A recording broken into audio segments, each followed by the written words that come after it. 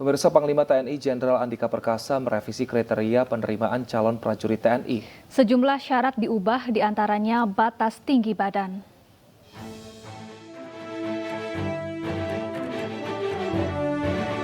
Panglima TNI Jenderal Andika Perkasa merevisi Peraturan Panglima TNI Nomor 31 Tahun 2020 tentang penerimaan calon taruna-taruni.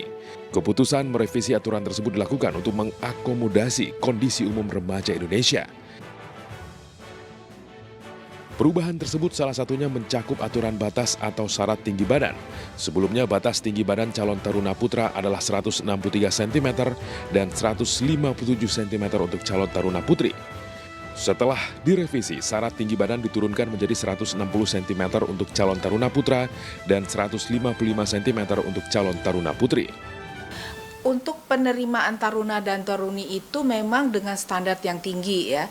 Jadi diharapkan taruna dan taruni akan bisa menjadi prajurit TNI yang tanggap, terengginas dan tanggon. Permasalahannya yang memiliki kecerdasan tinggi itu tidak semua bertubuh tinggi ya sesuai dengan aturan yang sebelumnya. Oleh karenanya Panglima TNI mengambil kebijaksanaan diturunkan dari 163 untuk taruna menjadi 160 ya. Selain soal tinggi, ada perubahan syarat minimal usia pendaftaran. Aturan sebelumnya minimal usia adalah 18 tahun terhitung mulai dibukanya pendidikan. Panglima TNI kemudian merevisi menjadi minimal 17 tahun 9 bulan. Kebijakan perubahan peraturan tersebut menuai sorotan, terutama terkait tinggi badan. Beberapa pengamat mengatakan pengaturan tinggi badan harus berdasarkan pada pertimbangan pembatasan operasional. Kendati demikian, kebijakan Panglima TNI dibuat untuk lebih banyak menyaring pemuda-pemudi Indonesia.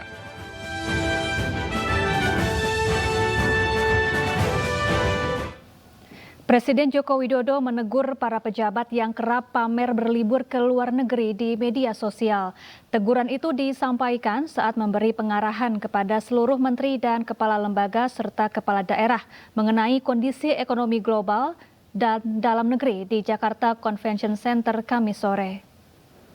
Presiden Joko Widodo menegur para pejabat yang ketahuan sering berlibur ke luar negeri dan kerap memamerkannya di media sosial.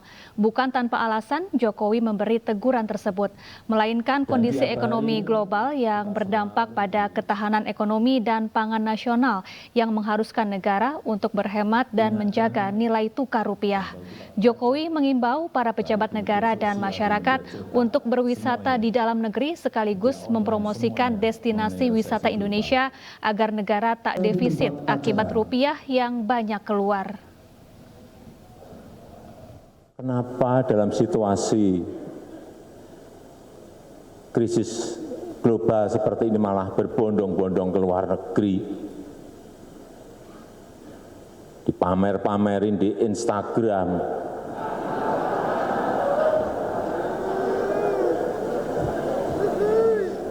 apalagi pejabat.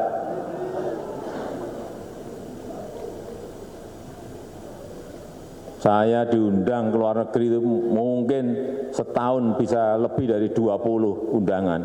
Saya datang paling 2 atau 3. Karena betul-betul saya rem, ini ada manfaat konkret enggak sih? Karena juga keluar uang kita keluar itu. Jadi hal-hal yang seperti itu rem. Rakyat juga kita beritahu.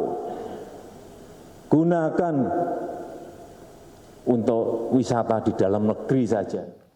Penyanyi dangdut Lesti Kejora melaporkan suaminya Rizky Bilar atas kasus dugaan kekerasan dalam rumah tangga di Polres Metro Jakarta Selatan. Hari ini 2 saksi diperiksa yakni karyawan dan teman dekat Lesti Kejora.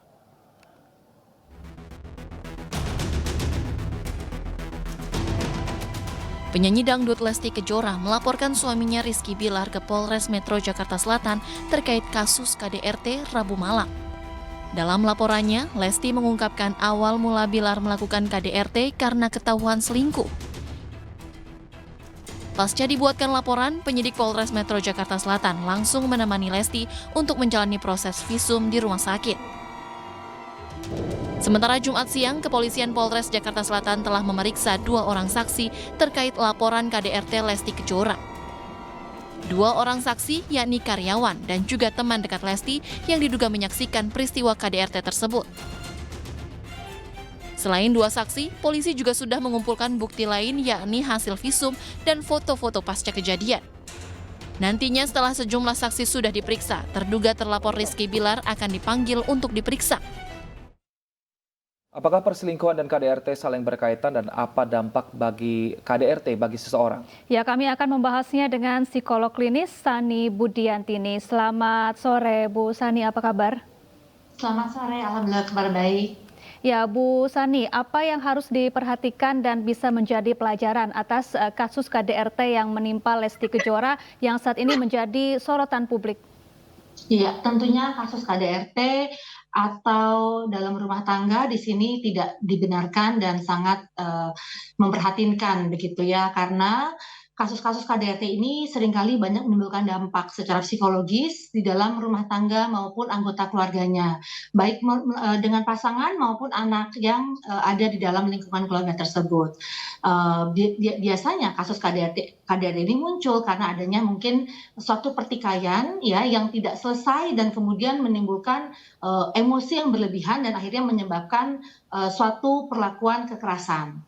KDRT sendiri ada berbagai macam jenis, ada fisik, ada psikologis, ada verbal dan juga ada finansial. Nah, oleh karena itu kita harus lihat dulu kasus KDRT ini adalah masuk jenis KDRT yang seperti apa. Sehingga memang setiap KDRT tapi dampaknya tentunya lumayan besar terhadap pasangan tersebut secara psikologis. Baik, dugaan awal dari KDRT ini adalah isunya perselingkuhan. Sebenarnya seperti apa yang harus diselesaikan kasus perselingkuhan ini terlebih dahulu atau KDRT ini terlebih dahulu, Ibu Sani? Iya, sebenarnya memang komunikasi itu kan diwarnai dengan keterbukaan, ya. Jadi tidak pakai emosi.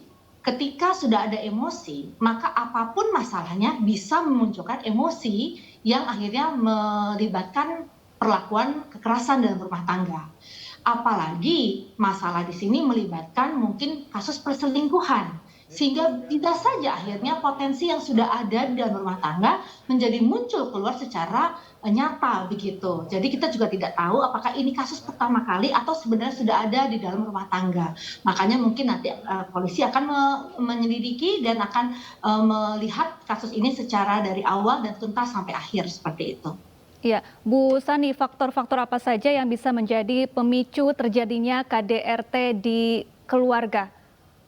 Iya, jadi balik lagi komunikasi yang tidak baik bisa menimbulkan suatu kekerasan atau pasangan yang merasa mungkin dia tidak merasa dominan gitu ya, dia akan menekan pasangan yang terlihatnya lebih lemah. Oleh karena itu sebenarnya dalam perkawinan suami dan istri memiliki level yang sama, tidak ada dominan atau tidak ada yang dilemahkan. Karena begitu terjadi level yang berbeda, maka kecenderungan kasus KDRT itu bisa terjadi.